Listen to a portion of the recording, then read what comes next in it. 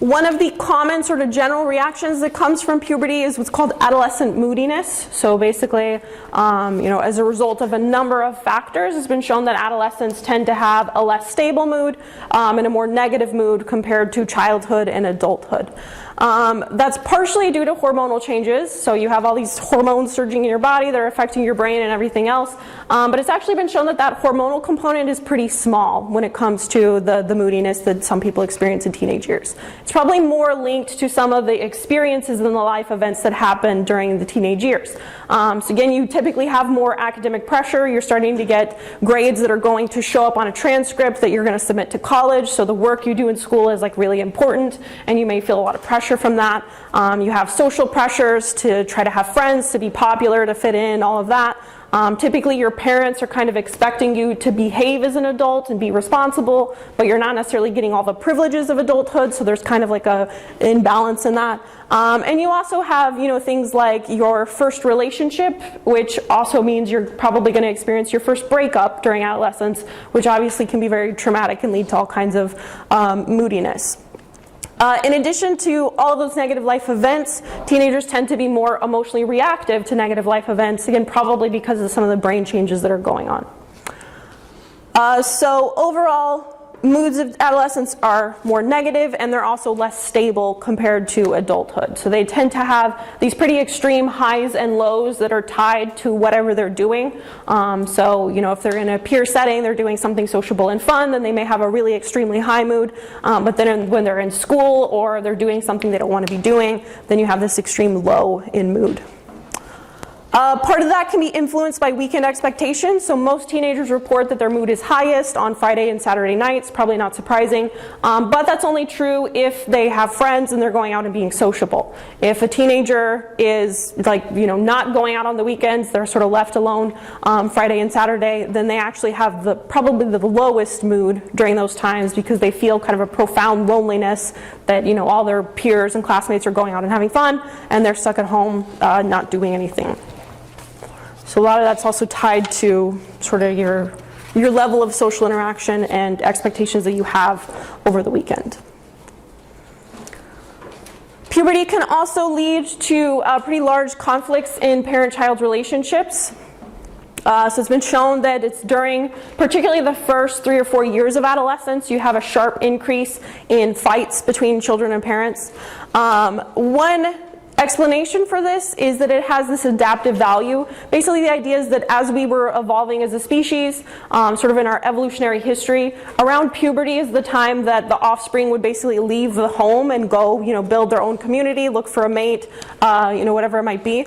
Now, obviously, we don't do that because we need the financial stability of our parents, so we stay physically at home. But the idea is that then that leads to this psychological distancing that's kind of replacing the physical distancing that we had in our evolutionary history.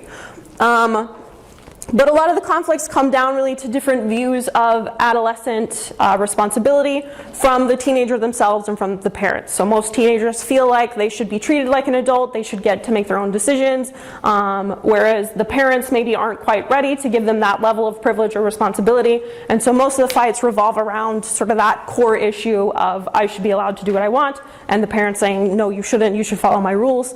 And so that's what leads to a lot of these conflicts. Most of the conflicts in adolescence, however, are pretty mild, and they tend to subside over time.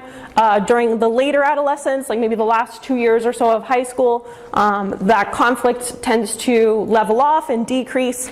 And in most families, the conflict is going to be balanced by affection and support. So you may fight one day, but wake up the next morning and apologize and cooperate and try to show support for the child. It's been shown that using positive problem solving, so things like trying to come up with a compromise, tend to reduce conflict and basically shorten the conflict as well.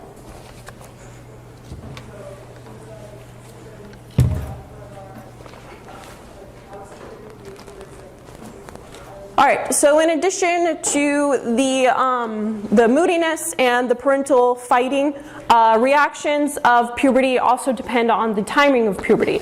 So whether you're kind of an early bloomer, an experienced menarche or spermarche at that lower end of the age range, or if you're experiencing it kind of higher as like a late bloomer. And there's actually sort of an opposite pattern here for girls and boys.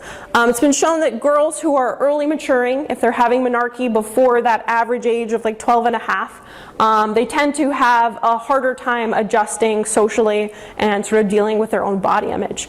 They tend to be more unpopular and withdrawn, and they have low confidence, low self-esteem, sort of more negative views of their own body image. They tend to engage in more deviant and risky behaviors as well.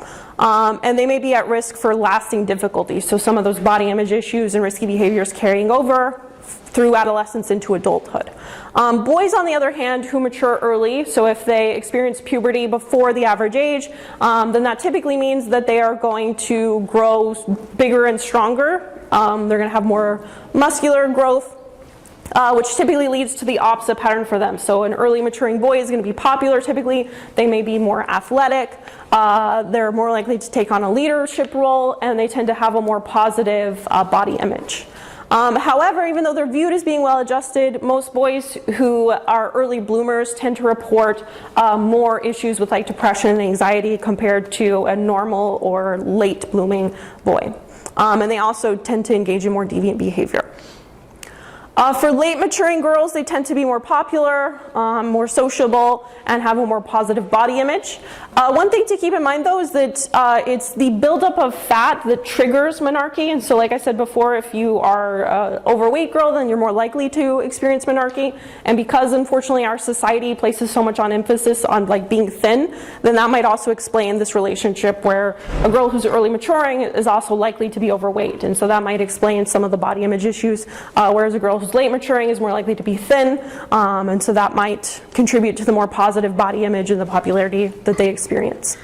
A boy, on the other hand, who is late maturing, that means that they're going to have less muscle growth, so they may be skinnier. And obviously for boys in our society, unfortunately, we tend to sort of have the opposite pattern. If you're skinny as a boy, then that's looked sort of down upon. And so they tend to have transient emotional difficulties and more difficulty fitting in compared to the early maturing boy.